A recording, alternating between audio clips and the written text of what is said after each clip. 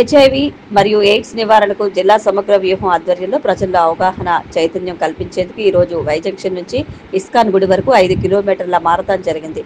Marathon 5K red run పేరిట జరిగిన ఈ పరుగును జిల్లా కలెక్టర్ పి ప్రశాంతి ఎర్ర బెలూన్లు ఎగురవేసి జెండా ఊపి గన్ పేల్చి ప్రారంభించారు. మారథాన్ విజేతలకు ప్రథమ, ద్వితీయ బహుమతులుగా 10,000, 7,000 రూపాయలు అందజేశారు. ఈ సందర్భంగా హెచ్ఐవి పరీక్షల కోసం సంచార సమీకృత సలహా పరీక్ష కేంద్రాన్ని కూడా కలెక్టర్ ప్రారంభించారు. అవగాహన, తగిన జాగ్రత్తలు పాటించడం ద్వారా ఎయిడ్స్ వ్యాప్తిని అరికట్టవచ్చని జిల్లా ఎయిడ్స్ నియంత్రణ సంఘం చైర్మన్ కూడా అయిన పి ప్రశాంతి అన్నారు. జిల్లాలో 10,000కు పైగా హెచ్ఐవి కేసులు ఉన్నాయని, ఇవి పెరగకుండా చూడాల్సిన బాధ్యత మనందరిపై ఉందని చెప్పారు.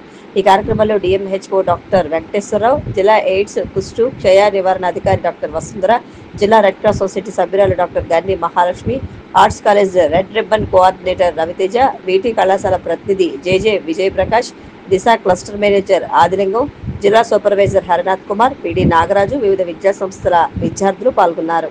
తూర్పుగోదావరి జిల్లాలోని నిరుద్యోగ యువతకు ఉద్యోగ అవకాశాలు కల్పించేందుకు జిల్లా ఉపాధి కార్యాలయం ఆధ్వర్యంలో రాజమండ్రి అర్బన్ నియోజకవర్గంలోని మోడల్ కెరీర్ సెంటర్ ప్రాంగణంలో శుక్రవారం ఉదయం 10 గంటలకు జాబ్ మేళా నిర్వహిస్తున్నట్లు జిల్లా ఉపాధి అధికారి కె హరిశ్చంద్ర ప్రసాద్ తెలిపారు. ఈ జాబ్ మేళాలో Royce Capital, MCV Motors, MTB Lifts, TeamLease వంటి ప్రముఖ కంపెనీలు పాల్గొని వివిధ ఉద్యోగాల కోసం ఇంటర్వ్యూలు నిర్వహించనున్నట్లు పేర్కొన్నారు.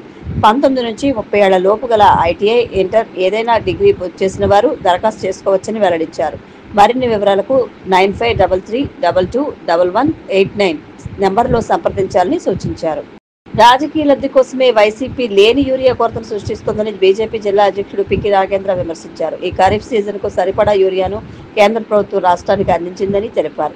యూరియా కొరత ఏర్పడిందని వైసీపీ దుష్ప్రచారం చేయడంతో రైతులు రబీ కూడా ఇప్పుడే యూరియాను నిల్వ చేసుకుంటున్నారని, దీంతో కృత్రిమ కొరత ఏర్పడిందన్నారు. ఈ విషయాన్ని గమనించిన కేంద్ర మంత్రి జేపీ నడ్డా అప్రమత్తమై రాష్ట్ర ప్రభుత్వం వినతి మేరకు అదనంగా 50,000 మెట్రిక్ టన్నుల యూరియాను మన రాష్ట్రానికి కేటాయించారని వెల్లడించారు. ప్రస్తుతం రాష్ట్రంలో 80,000 మెట్రిక్ టన్నులు పైగా యూరియా నిల్వలు ఉన్నాయని, వచ్చే 10 రోజుల్లో మరొక 20,000 మెట్రిక్ టన్నులకు పైగా యూరియా రాష్ట్రానికి రాబోతోందన్నారు. ఎరువులు బ్లాక్ మార్కెట్ వెళ్లకుండా అధికారులు అప్రమత్తంగా ఉండాలని, కృత్రిమ కొరతను సృష్టించిన క్రిమినల్స్ ని చట్టరీత్యా చర్యలు తీసుకోవాలని డిమాండ్ చేశారు. తూర్పుగోదావరి జిల్లాలో యూరియా కృత్రిమ కొరత ఏర్పడిందని తెలుసుకున్న వెంటనే పార్లమెంట్ సభ్యురాలు పురంధరేశ్వరి దృష్టికి తీసుకువెళ్లగా వెంటనే ఎంపీ పురంధరేశ్వరి సంబంధిత అధికారులు మంత్రిత్వ శాఖతో మాట్లాడి అవసరమైన యూరియా సరఫరాకు చర్యలు తీసుకున్నారని పేర్కొన్నారు. మాతా శిశు సంరక్షణలో భాగంగా ధవళేశ్వరం ప్రాథమిక ఆరోగ్య కేంద్రంలో రాజమహేంద్రవరం రామకృష్ణ మిషన్ ఆధ్వర్యంలో ఇన్ఫోసిస్ సౌజన్యంతో 220 మంది గర్భిణీలు, బాలింతలకు ఒక్కోటి 2,000 రూపాయల విలువైన పోషకాహార కిట్లు, మందులు పంపిణీ చేశారు. ఈ కార్యక్రమాన్ని రామకృష్ణ మిషన్ కార్యదర్శి స్వామి పరిజ్ఞానందజీ మహారాజ్, రామకృష్ణ ధర్మ వైద్యశాల ఇన్ఛార్జ్ స్వామి లోకమయానందజీ మహారాజ్ పర్యవేక్షించారు.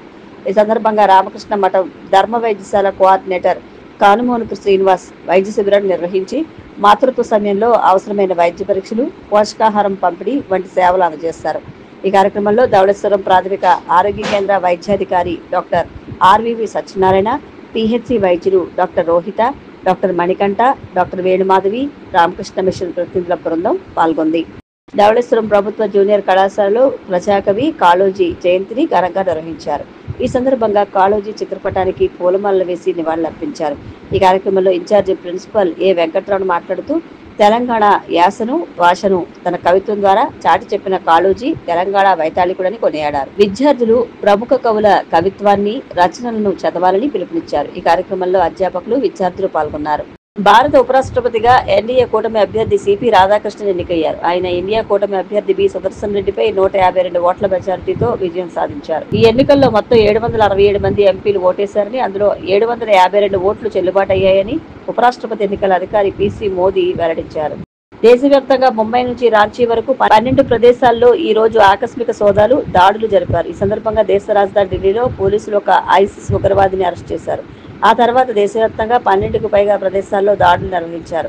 8 మందికి పైగా అనుమానితులను అదుపులోకి తీసుకున్నారు. ప్రధాన నిందితుడు ఆఫ్తాబ్ ముంబై నివాసి కాగా ఆషర్ డానిష్ అనే మరో అనుమానితుని కూడా రాంచీలో అరెస్ట్ చేశారు. ఢిల్లీ పోలీసులు, జార్ఖండ్ ఏటీఎస్ రాంచీ పోలీసులు మూకుమ్మడిగా ఈ దాడులు చేశారు.